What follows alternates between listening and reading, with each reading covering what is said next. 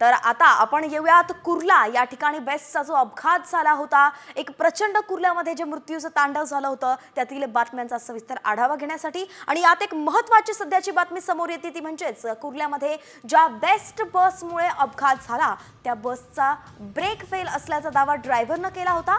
मात्र बसचे brake fail नव्हते असंच प्राथमिक चौकशीत समोर आलेलं आहे। इलेक्ट्रिक ऑटो बसच्या एक्सेलरेटरचा आवाज येत नाही आणि त्यामुळे एक्सेलरेटर कितीही जोरात दाबलं तरीही त्याची तीव्रता समजत नाही आणि त्यामुळेच ड्रायव्हरला त्याचा अंदाज आला नसल्याचं आरटीओ अधिकाऱ्यांनी आता म्हटलं आहे।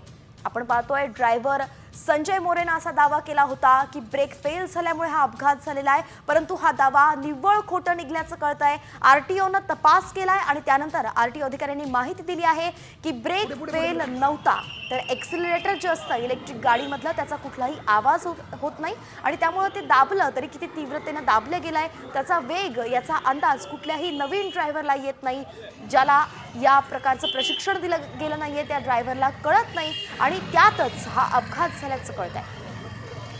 पुढे पुढे पुढे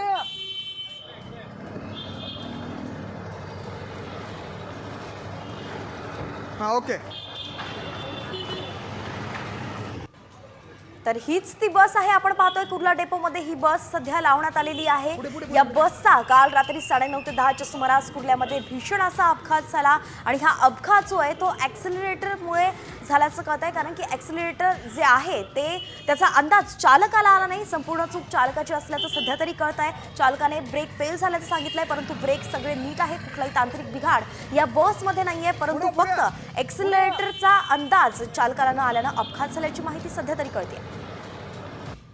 जो काही काल अपघात झालेला आहे त्याची तांत्रिक तपासणी करण्याचं काम चालू आहे। आमचे अधिकारीही इथे आहेत, बेस्टचे ऑफिसर्स आहेत आणि ओलेक्ट्रा जी कंपनी आहे बस मॅन्युफॅक्चरर त्यांची सर्व्हिस मॅनेजर वगैरे इकडे आलेले आहेत।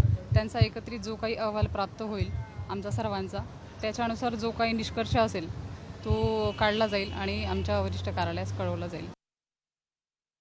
तर एकंदरीतच आपण पाहतोय ड्रायव्हर संजय मोरे याच्याकडून बसचा ब्रेक फेल झाल्यामुळे ती गर्दीत शिरली असा दावा केला जातोय। मात्र ड्रायव्हर संजय मोरेचा हा दावा साफ खोटा असल्याची माहिती प्राथमिक चौकशीत पुढे आली आहे। संजय मोरेकडे इलेक्ट्रिक बस चालवण्याचा कोणताही अनुभव नसल्याचं समोर आलंय।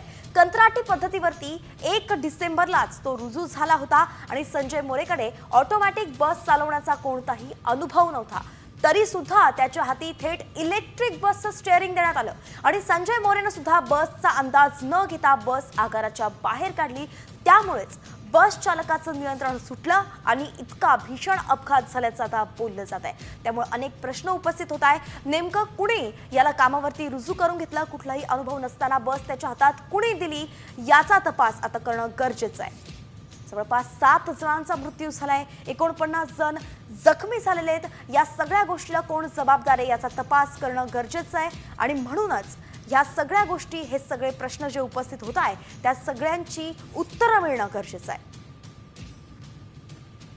ही दृश्य आपण साम टीव्हीवरती पाहतोय, किती भीषण प्रमाणात हा जो अपघात आहे तो घडलाय।